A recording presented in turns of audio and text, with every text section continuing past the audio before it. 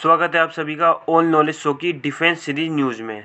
तो दोस्तों, J-20 लड़ाकू विमान को और घातक बना रहा है चाइना।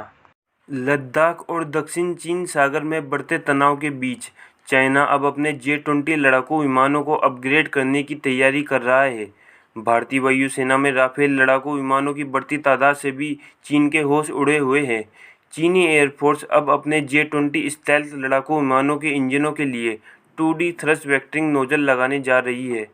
इस नोजल को लगाने से J-20 विमानों का हीट सिग्नेचर तो कम होगा ही, साथ ही इंजनों का थ्रस्ट भी बढ़ जाएगा। अभी तक केवल अमेरिका ही अपने F-22 रैप्टर फाइटर प्लेन में 2D वेक्टर नोजल का इस्तेमाल करता है। चीन की सरकारी मीडिया ग्लोबल टाइम्स ने J-20 को उड़ाने वाले एक पायलट से मिली जानकारी के आधार पर बताया है कि जल्द ही उसके सभी विमानों को इस तकनीक से लैस किया जाएगा। दावा किया जा रहा है कि इस वेक्टर नोजल के इस्तेमाल से J-20 की स्टेल्थ क्षमता और ज़्यादा बढ़ जाएगी। हालांकि कई एविएशन एक्सपर्ट चीन के इस लड़ाकू विमान के स्टेल्थ ताकत को लेकर पहले ही सवाल उठा चुके हैं। चीन के J-20 लड़ाकू विमान अभी तक सर्कुलर नोजल का इस्तेमाल करते हैं। इस कारण विमान के इंजन से निकली गर्मी को दुश्मन के रडार आसानी से डिटेक्ट कर सकते हैं। इनमें से किसी भी J-20 लड़ाकू विमान के पास अभी तक थ्रस्ट वेक्टरिंग कंट्रोल की क्षमता नहीं आई है।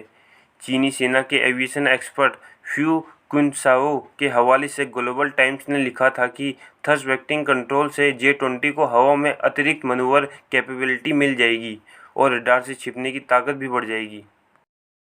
2018 में चीन ने ग्वांगडोंग प्रांत के जोहाई में एयर शो के दौरान अपने J-10 लड़ाकू विमानों को 3D थ्रस्ट वेक्टरिंग कंट्रोल के साथ उड़ाया था।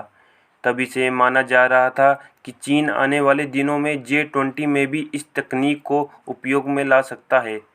3D थ्रस्ट वेक्टरिंग कंट्रोल और 2D थ्रस्ट वेक्टरिंग कंट्रोल में सबसे बड़ा अंतर इनका आकार है। 3D नोजल गोलाकार जबकि 2D नोजल रेक्टेंगुलर होता है।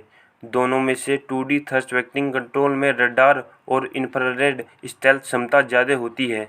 चीन के J-20 लड़ाकू विमान में रशिया के 2 सैटर्न AL-31 FM-2 इंजन लगे हैं। ये दोनों इंजन मिलकर एयरक्राफ्ट को 145 किलो न्यूटन तक का थ्रस्ट प्रदान करते हैं। क्योंकि J-20 लड़ाकू विमान एक हैवीवेट कैटेगरी का एयरक्राफ्ट है, इसलिए इन इंजनों के सहारे इसकी ताकत की ज़रूरतें पूरी नहीं हो पा रही है।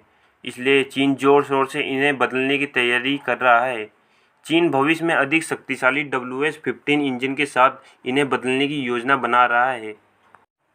चीन ने अब तक 50 J-20 लड़ाकू विमान बनाए हैं। इनमें से कुछ चीनी सेना के technical air combat development agency के पास है, तो बाकी भारत और साउथ चाइना सी के मोर्चे पर तैनात है। अब जितने भी J-20 विमान को चीन बना रहा है, उसमें वो खुद के विकसित J-10 इंजन का उपयोग कर रहा है। चीन को गुमान है कि उसका J-20 हर मोर्चे पर राफेल के खिलाफ शक्तिशाली साबित होगा। चीन के J-20 लड़ाकू विमान को माइटी ड्रैगन नाम से जाना जाता है। ये लड़ाकू विमान हवा से दुगनी तेज रफ्तार से उड़ान भर सकता है। इसे चीन के चेंगडू एयर स्पेस कॉरपोरेशन ने बनाया है। इस विमान को ज़्यादा ताकत प्रदान करने के लिए 2 इंजन लगे हुए हैं। इसमें एक ही पायलट को बैठने की सीट होती है। चीन का दावा है कि इस लड़ाकू विमान को हर मौसम में उड़ाया जा सकता है। चीन तो यह तक का दावा करता है कि ये लड़ाकू विमान स्टेल्थ तकनीक से लैस है, जिसे कोई भी रडार नहीं पकड़ सकता। आपको यह बता दें कि ये दुनिया का तीसरा operational 5th generation fighter jet है। पहले के 2 F-22 रैप्टर और F-35 अमेरिकी एयरफोर्स में तैनात है। J-20 का बेसिक रेंज 1200 किलोमीटर है, जिसे 2700 किलोमीटर तक बढ़ाया जा सकता है। J-20 की लंबाई 20.3 मीटर से 20.5 मीटर के बीच होती है। इसकी ऊंचाई 4.45 मीटर और विंग स्पैन 12.88 मीटर से 13.50 मीटर के बीच है।